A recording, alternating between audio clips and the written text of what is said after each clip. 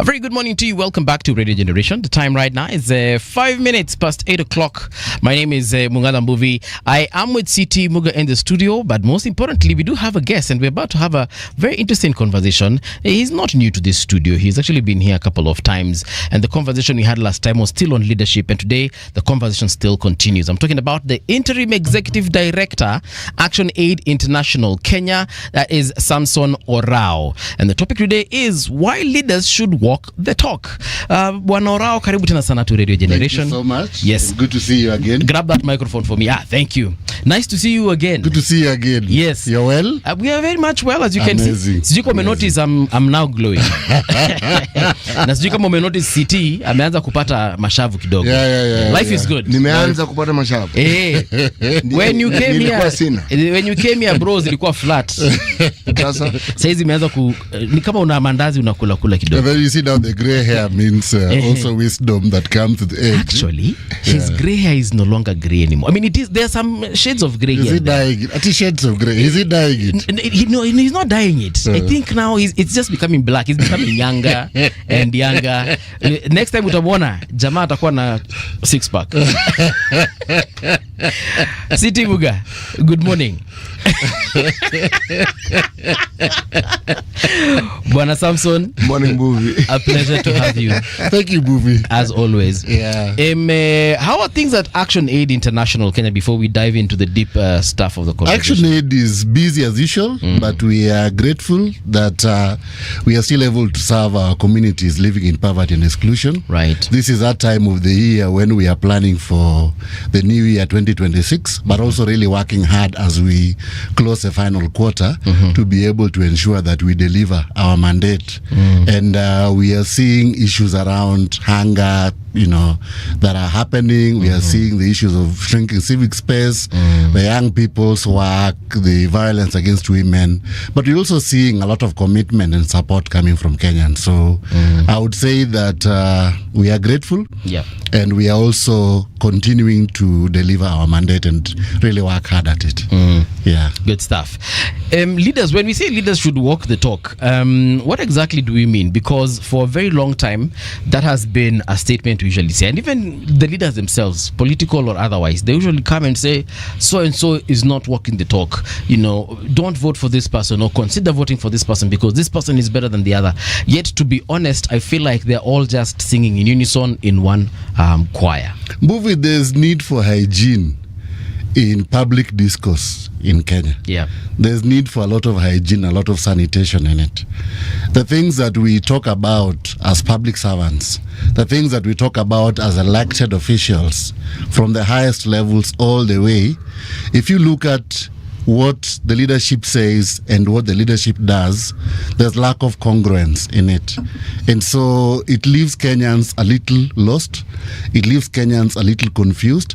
And that also leads to a lot of apathy because then people know, but you are preaching water and you are drinking wine. You are telling us don't do this. You are telling us we will fight corruption. You are telling us we will fight ethnicity. You are telling us we will look at appointments.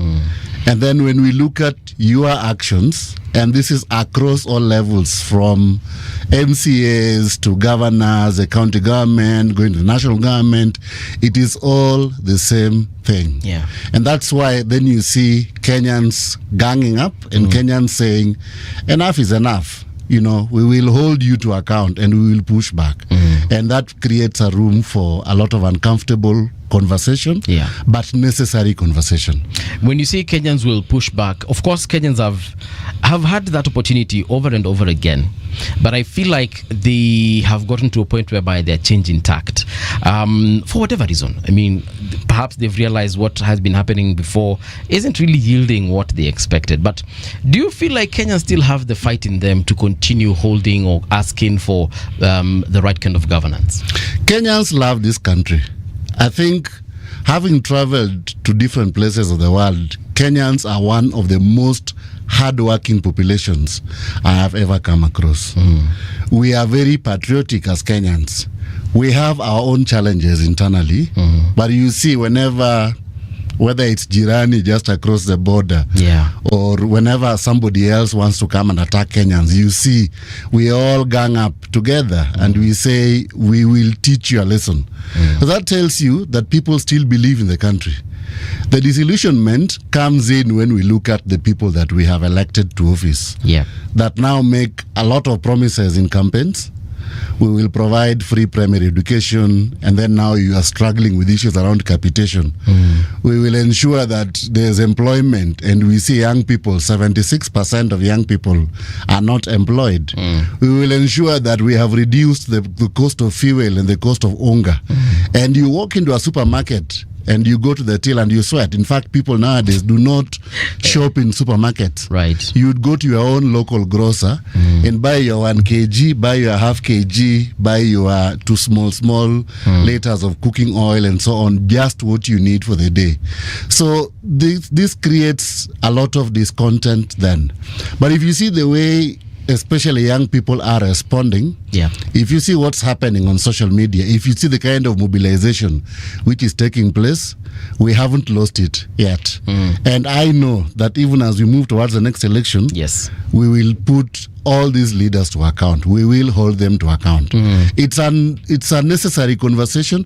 A lot of people are unhappy with it, and that's why you see the police being misused. You see a lot of abductions. You see extrajudicial executions. You see a lot of police brutality.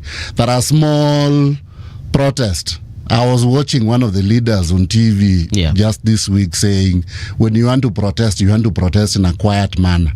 But what does our constitution say, right? What does the law say? Because our constitution says, we the people. Right? And leaders are getting their power of office, the autonomy of office from the people. It is delegated responsibility.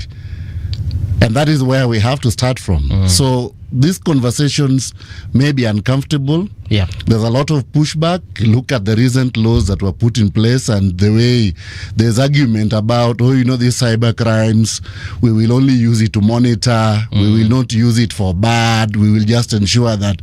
And we try to find excuses around processes which should involve public discourse and public engagement. So it just has to happen. Why is it so difficult to just deliver on election promises? And I'll talk about Kenya because I'm not really, I don't know about the rest of the countries, but even with President Kibaki, one of the most loved presidents that this country has ever seen, he still had people telling him that, hapa kidogo iko shida. And that is why in 2007 we saw what we saw. When we come to President Uhuru, during his tenure, I saw day after day, even him being bashed by civil society and other and politicians alike. When we are now in the dispensation of, Dr. Ruto, we also seen something similar. I mean, it's like, it's either we have set the bar too high in terms of what we expect, or they are doing very low, right? That's also another option. Because, we have our aspirations as Kenyans. We have what we desire to be able to see.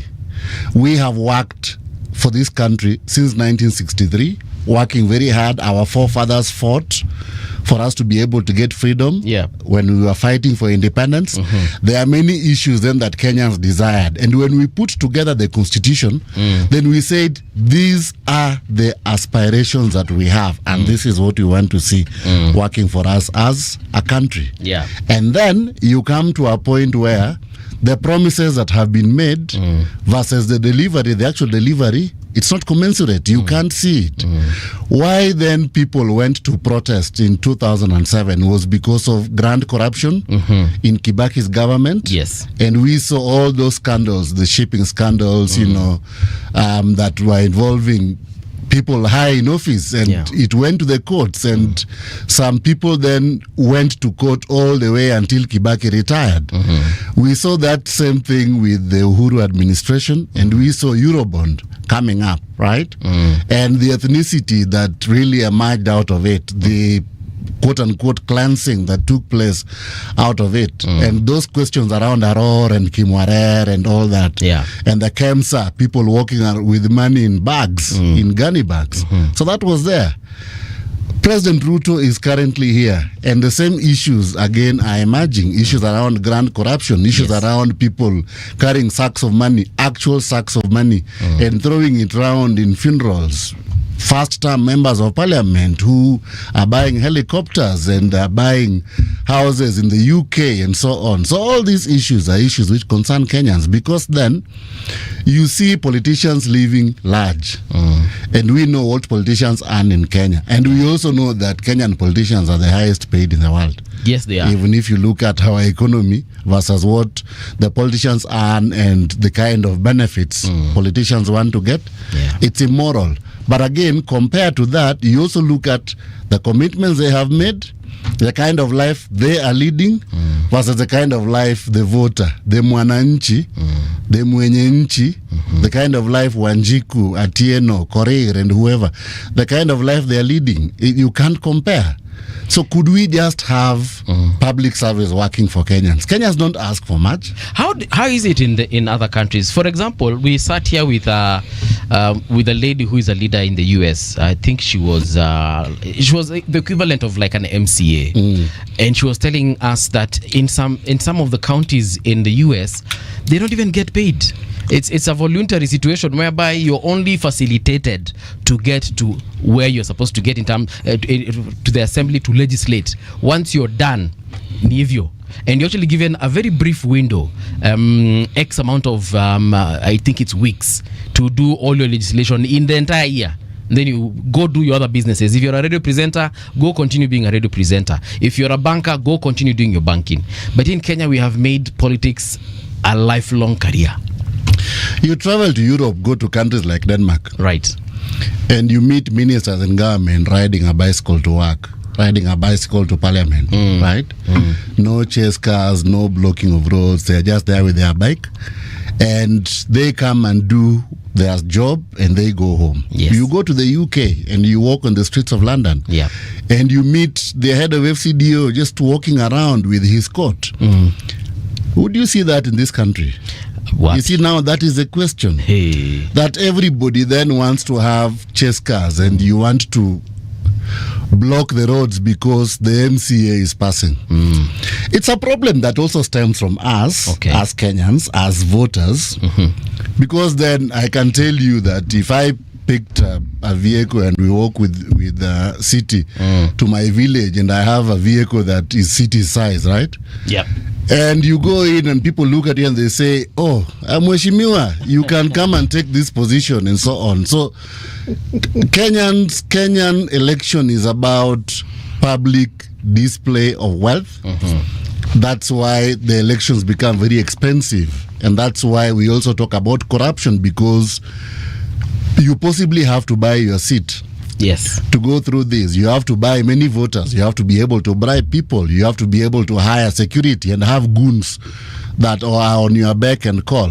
So it's a problem that we have to deal with as a country. It's something that really goes deep into our culture, but the right time to start it is now, knowing that in just under 2 years, we are going to the polls. If we are not ready now, we will go into 2027 and we will be having this discussion again in 2028. True. But Samson, why, every time we have this discussion, the thing that strikes me as worthy of further discussion is why it is we have accepted that this is the norm.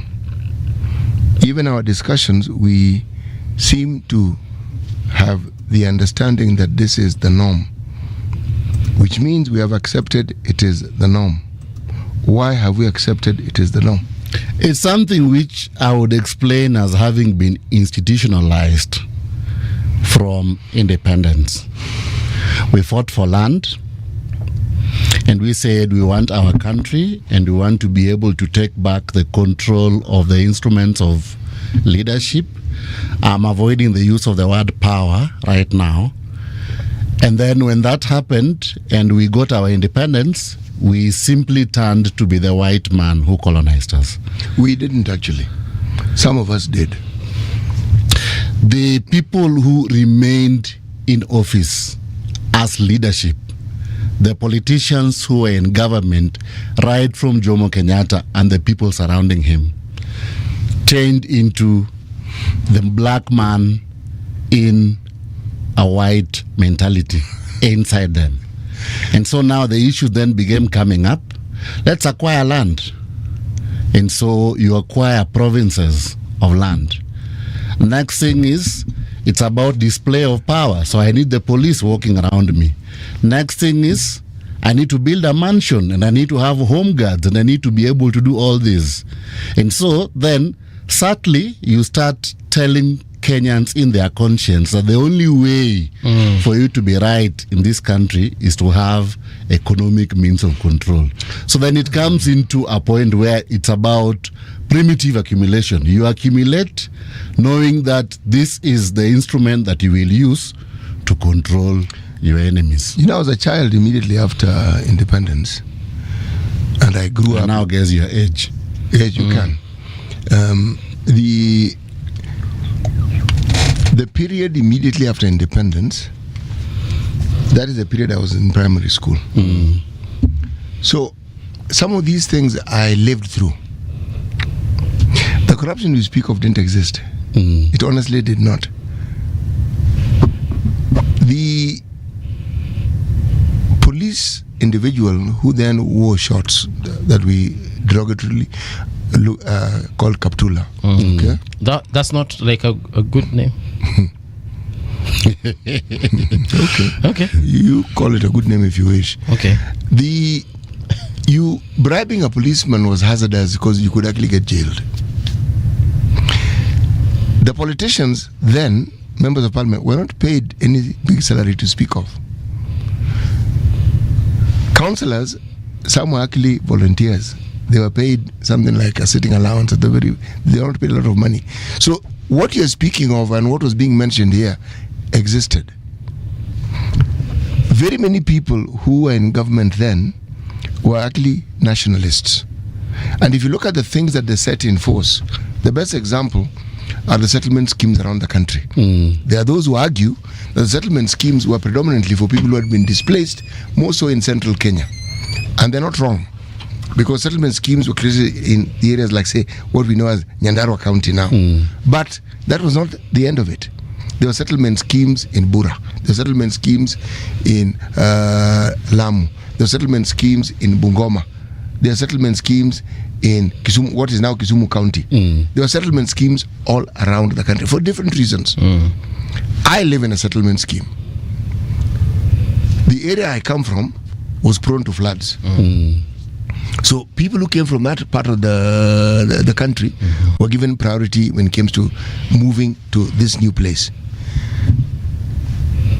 There seemed to have been a thinking among those initial leaders to prove to the white man that they could actually do what the white man was doing. But what you're right about is that corruption did start creeping in. There was something called the Ndegwa Commission. The Ndegwa Commission did many things, said many things, wrote about many things that we never talk about. The one we pick on and we sit on and we continue emphasizing is that the Ndegwa Commission is what gives civil servants the leeway and the right to be able to do business. This discussion that we now have of conflict of interest was unheard of in that time. But it created a problem. And that problem just kept growing and growing and growing. Because if you are in a position of authority within government, and the biggest concessionaire you can think of is the government has the biggest business, has the most money. So if I am the person who has the responsibility of looking after the coffers of government, and I'm also allowed to do business, what stops me from doing the same business? Now, what we're talking about now is when it has run away and it's almost out of control. City, you know, so I'll talk about politics of patronage. And what you're saying is true, and I wasn't there then, but what you're saying is true, right? We had the Kenyatta administration and the elite in the Kenyatta administration. And then we had Moi coming in and saying, I will do Nyayo. I will continue doing what Kenyatta was doing. Right? And then we have just about 4 years after Moi coming into power, we had the coup, or the attempted coup. What do you choose to do? You choose to buy support You choose to see how you can stabilize your government and your administration, and you begin allowing politics of patronage. And that is when we see. I would go to hospital in the late 80s and early 90s, and you would not pay anything. You simply walk, pick a card, and there was a civil servant, a clerk at the reception, pick a card, they would register you, you would walk in, the doctor would see you, you'd go to pharmacy, you'd get your medication, and you will go home. As simple as that. And I would, wearing my primary shorts from Karapul Primary in Siaya, I would get Nyayo bus, the green buses. I would board Nyayo for free, as long as I was wearing uniform. But I only did that for how many years? Maybe 2 years or 3 years. And then the buses slowly began becoming scarce, and then they were now no longer there. And then now you had to start identifying yourself to a point where you literally come from this village and this community. It goes all the way to, can you tell us the clan you come from? And from the clan, whose son are you? Your name. You are who? From where? So we lost it then at that point. So we've come to a point where we are so self-serving that it's about me, myself, and I. And that's why politicians then are able to buy us easily. By the way, because then the unification of we are united around one thing. I wonder how people get surprised at why Gen Z went on the street last year. Samson, because if you said something that I don't want us to lose, it's actually very important. Every time a president is threatened or feels threatened and feels that they want to stabilize, that's when we have these problems that are now endearing. You're actually right. Our laws allowed people to be given land, by the way, because there was a lot of land and a lot of it was not developed. But now the giving of land so that you can stabilize. Some of the biggest beneficiaries of that land in the Moi era were people, military officers. True. It's politics of patronage. You want to buy loyalty. And so buying loyalty means what is he struggling with? And I give it to you, Mbuvi. Yeah. I mean, how much is it? Walk into AFC, let AFC give you a loan, go develop. Walk into KCB. And for a long time during the Moi administration, how many parastatals went under? How many closed? How many banks had issues? What did we see with Goldenberg in 1992? So all these things didn't start today. But we have to come to a point where we stop it, because then what we say as public servants, what we say as leadership, and what we do. He lived at a time when public services were free and they worked. Right now, you walk into hospital and from consultation, in fact, from the gate, you have to convince the askari at the gate why you are going. It's a public hospital, but unaenda wapi? Unaenda kuona nani? Unaenda kuona mgonjwa, unaenda kuona daktari. And when you want to park your car, you pay. You are parking your car in the hospital or on the street. And you have to tip, apart from paying the normal parking fees. You have to tip, because if you don't tip, security. No, your car will be vandalized. So utapata side mirror imeenda. So what are we talking about? So our systems are not working for us. The young people then are saying, we don't care about all these things. We don't care about tribe. We don't even care about where you come from. We just want these things to happen. We just want 1, 2, 3, 4 to be done. We don't care about your Mheshimiwa title. And the Mheshimiwas then get surprised. You're not recognizing me. But actually, why are they surprised? We've been used to it. I was driving on Gong Road a few years ago, about 4 years ago. So I just left Shell petrol station near the Junction Mall, and I'm driving down towards town. And this guy is behind me with sirens and walkie-talkies, and I'm like, but where do you want me to go? So I didn't move. He's behind me telling me, Songa kando. and it's about 4 p.m. I'm like, but if we're heading home, we're all heading. What are you talking about? If we're heading home, we're all heading home, right? That kind of entitlement is what makes people then look at it and say, but you're not recognizing me. this thing that we like when we go to public ceremonies, that all protocols observed, and you want to recognize the highest all the way to the MCA and call everyone and whatnot, because if I don't mention Buvi's name, Buvi will not come to my function next time.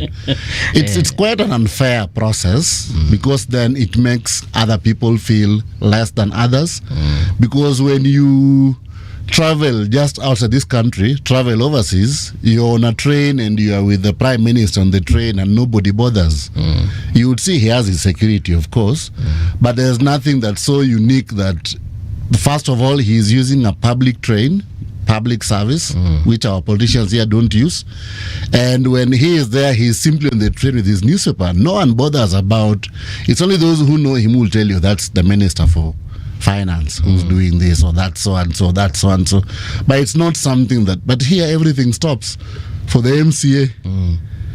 Everything stops for the MCA. And when the MCA comes to charge, he has to sit at the front. And he has to go onto the pulpit to speak. Whether he is Christian or not is another point altogether. But, you know, and we allow it. Yeah. You know, the fundamental difference, public servants or elected leaders in those countries understand that the people are their bosses. They actually understand. And the people never let them forget. Yeah. Because the moment you slip, the public will make sure that that job of yours comes to an end. But we support it.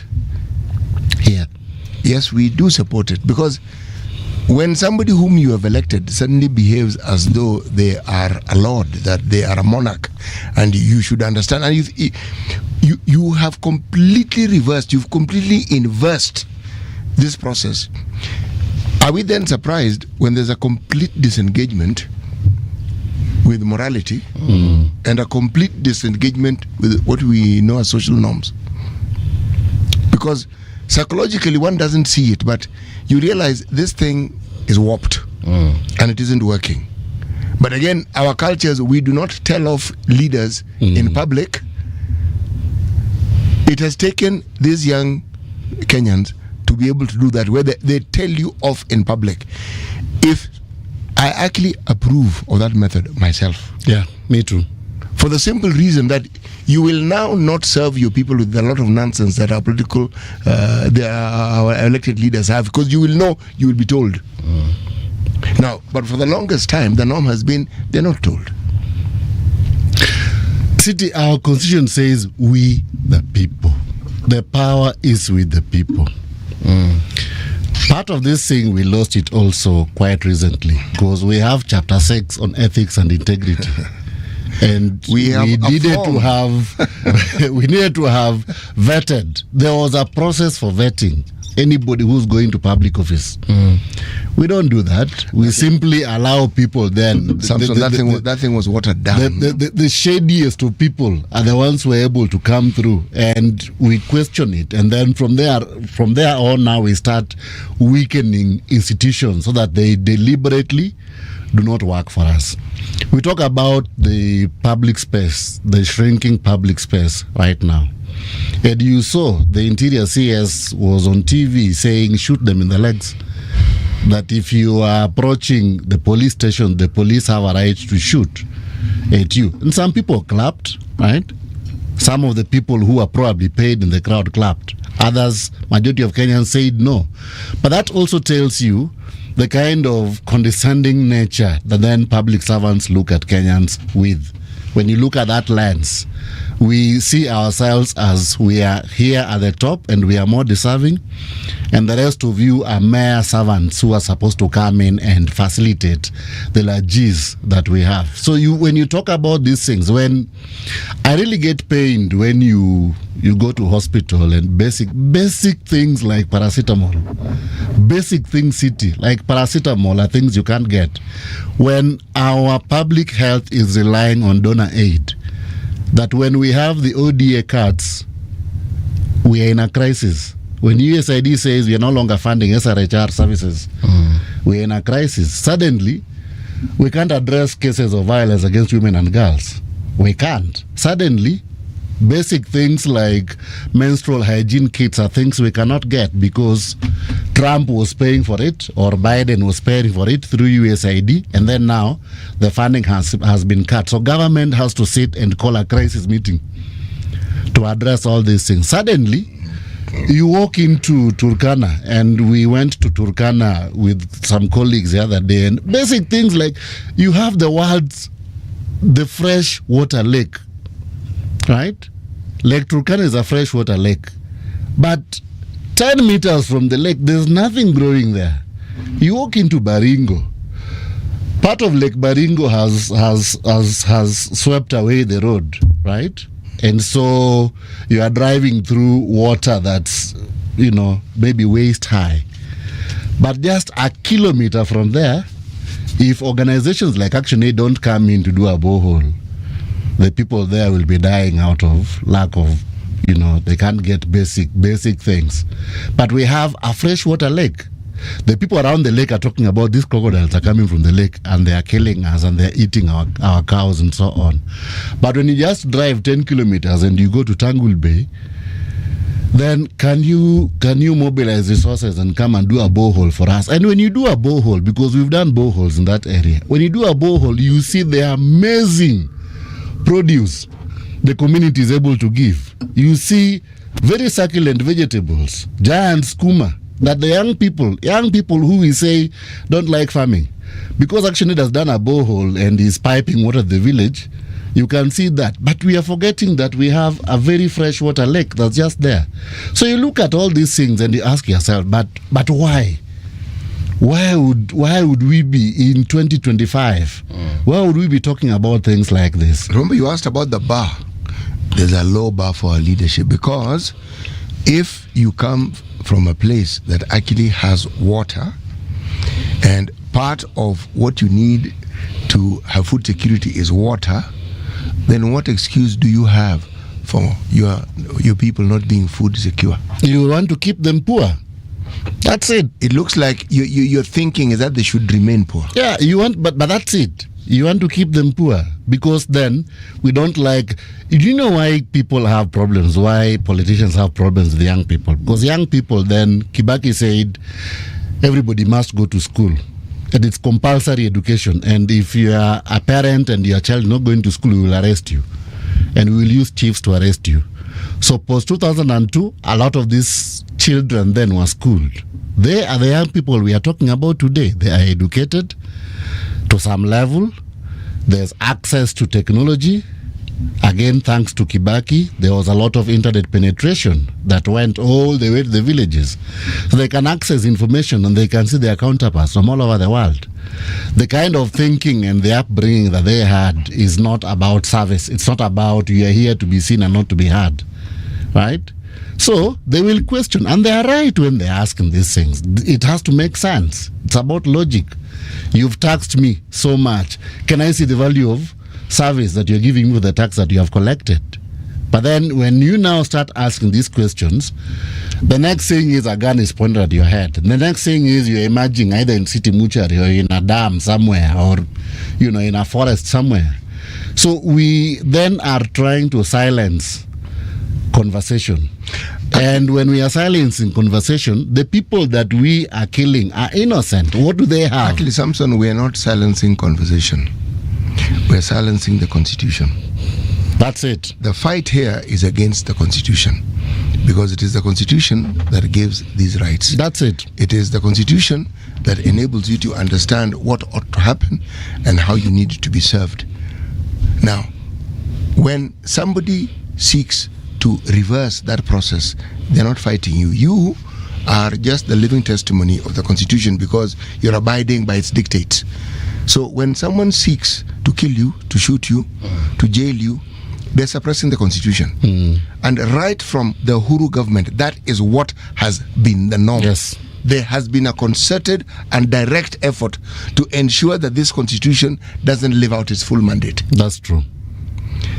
Within the time of the Uhuru government is when this chapter 6 we like speaking of was completely bastardized, to the point where a simple thing, how is it that it is possible to remove a governor and you can't remove an MP? It's the MPs who make these laws, Chief. Governor, you can remove. Yeah. We've even removed a deputy president. But you cannot remove an MP. You can't. And yet you should be able to. How is it that the Ethics and Anti-Corruption gives a list to IEBC and says, so and so?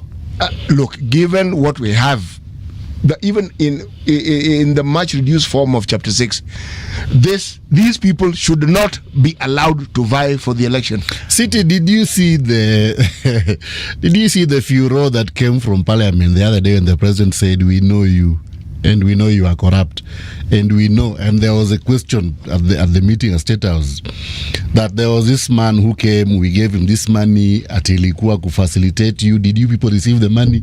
And the MP said no. And then the president said, "We will act, we will come and pick you." And Parliament, both houses, the National Assembly and the Senate were up in arms. They were very unhappy.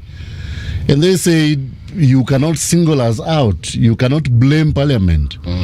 But like you rightly say, the instruments of state, the executive and the cabinet and the institutions that come with the executive, and then we have the National Assembly and the Senate as the legislature, and then we have judiciary. If you look at the three arms of government, the one that still has some element of confidence from Kenyans is judiciary. It's also fast waning, but it's there.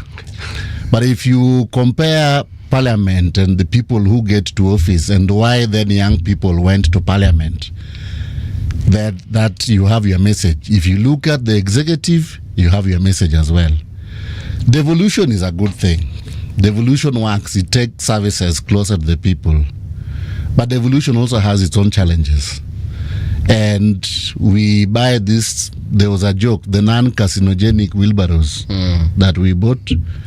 And the governor wants to do a palace, the governor's official residence. And there was this governor that I know that bought sodas at 1 million shillings, a crate of soda at 1 million shillings. And you look at all that, and you look at all these multi-millionaires who are now creeping up in the villages.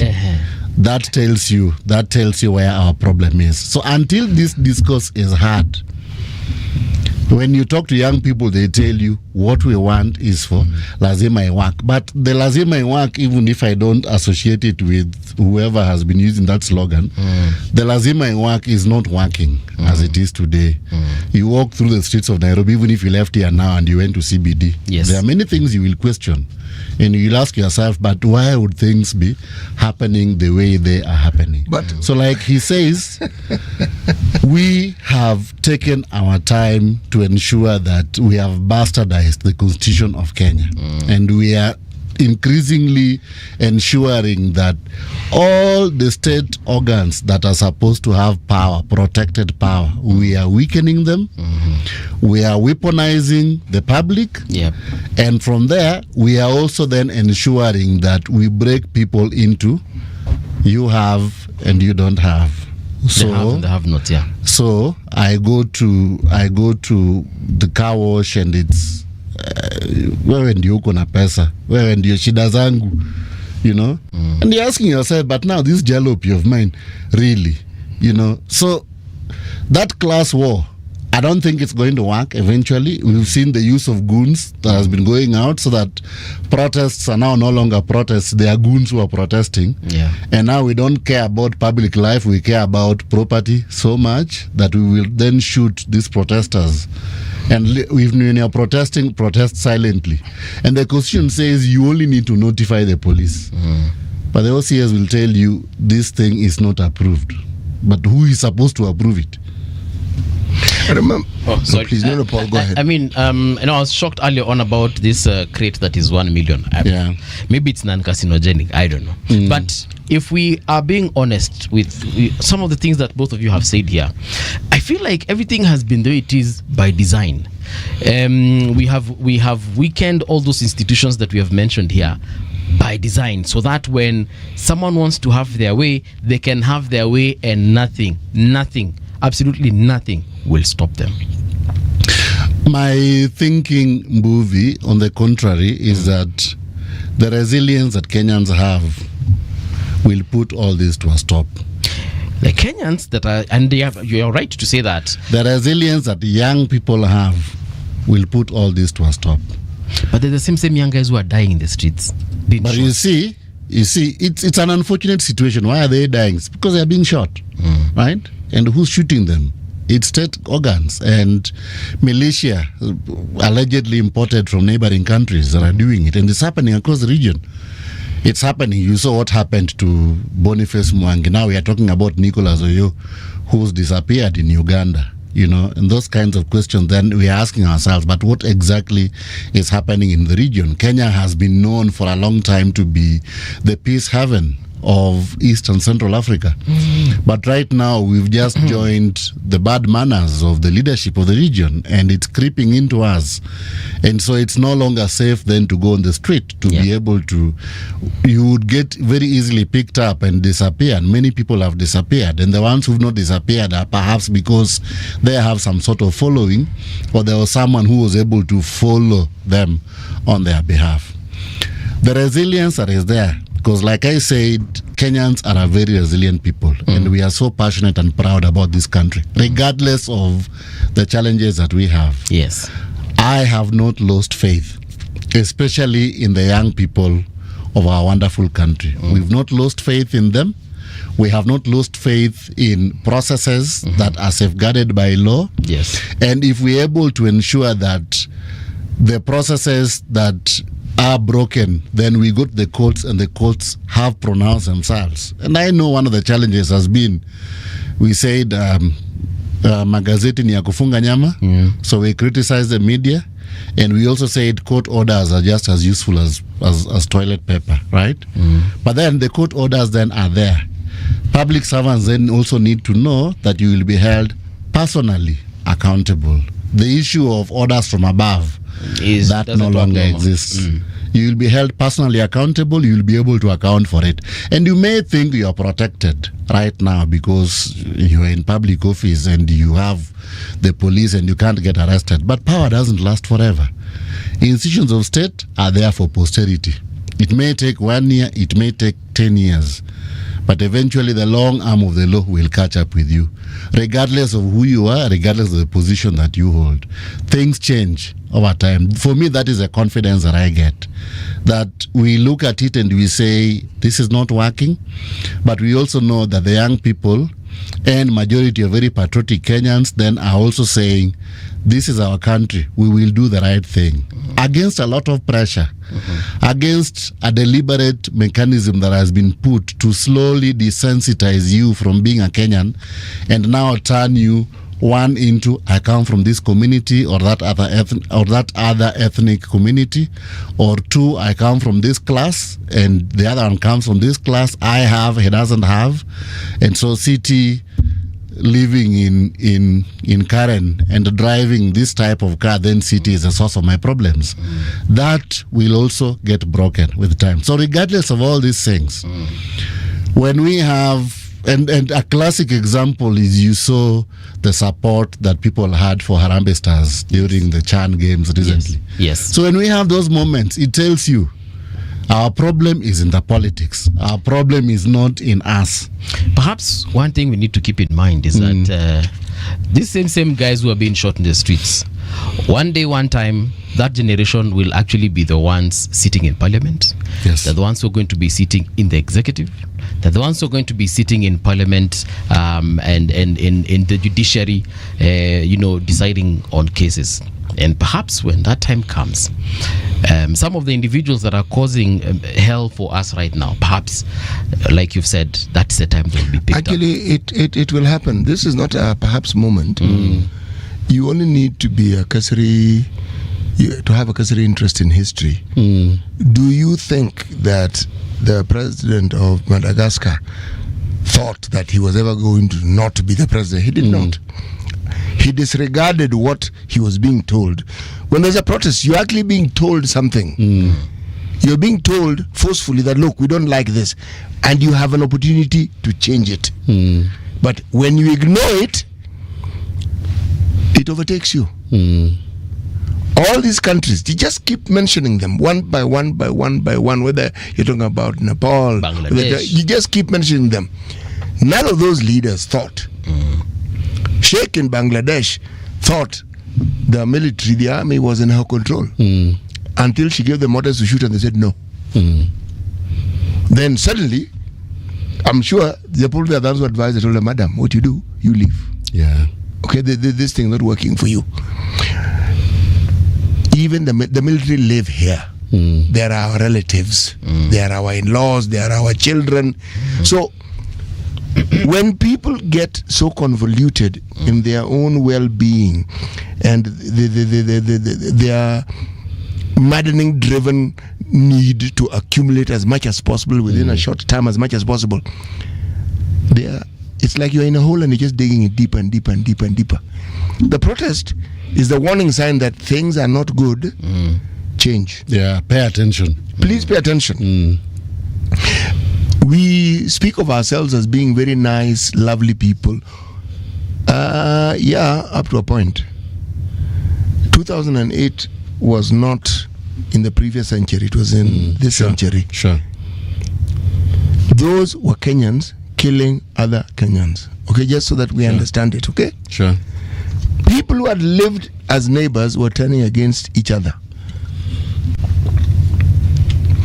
If something has happened once, it can happen again. Don't remove it from your head that it can't happen. The young people showed what they thought about it and they expressed themselves. But when you have leaders predominantly who are found in America and Africa, America has joined us, so we they've joined us, so we have we're at par. We're at par, so we have to include them in our discussions. Okay. Then there's need to understand that when people have made a point, such as the one that Gen Z's made, they need to be supported. Because there are those who are older who know more than they do. They need to be supported.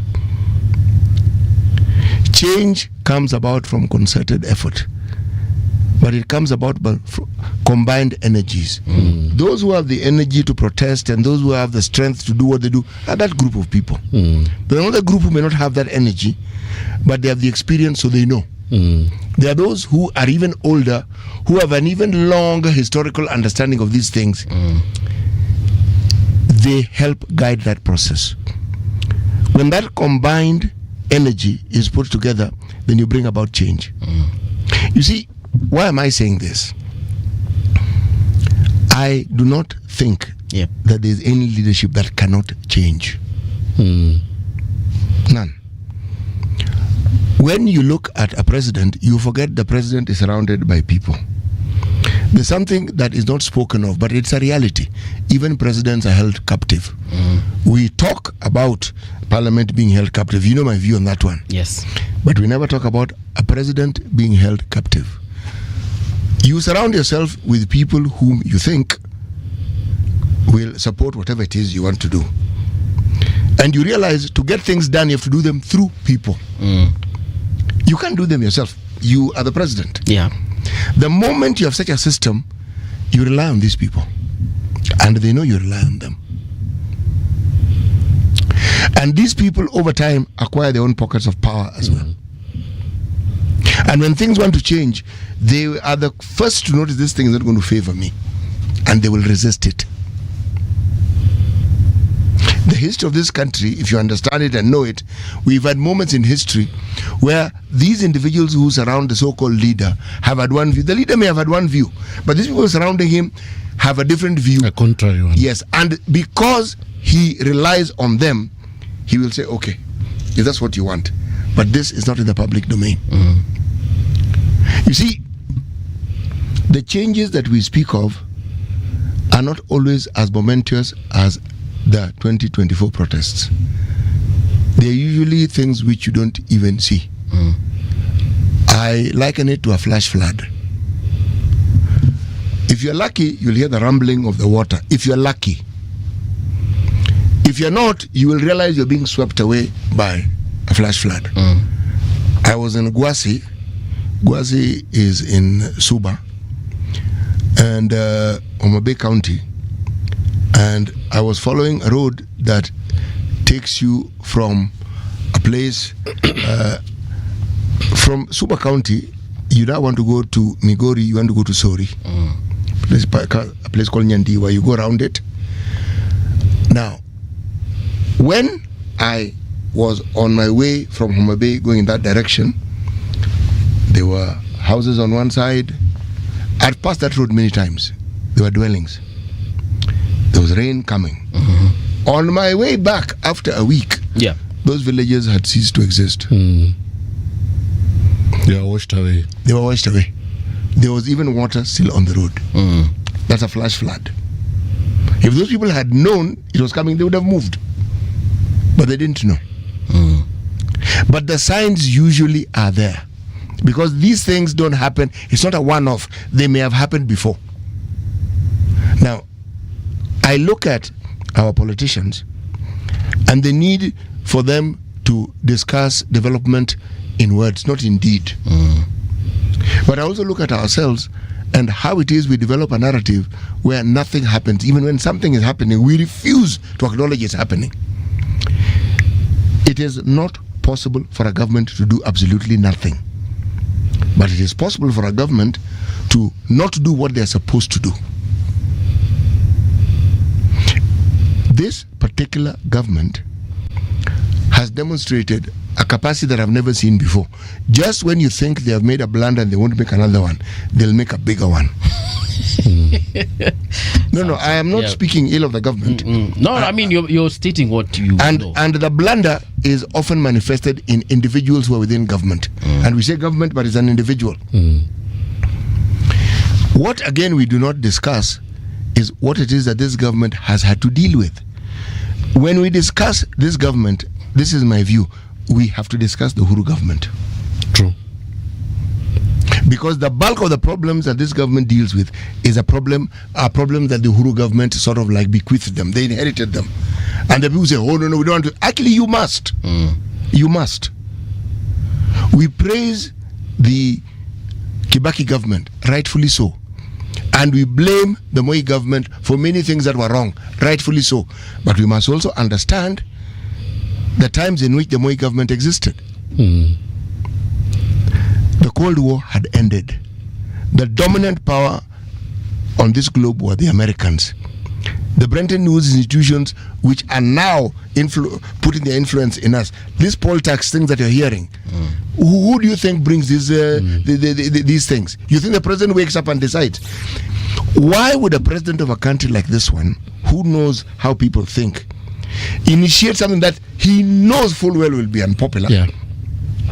Why would a president who lives here want to kill young people when he knows very well what will happen? Why would he want to? Why?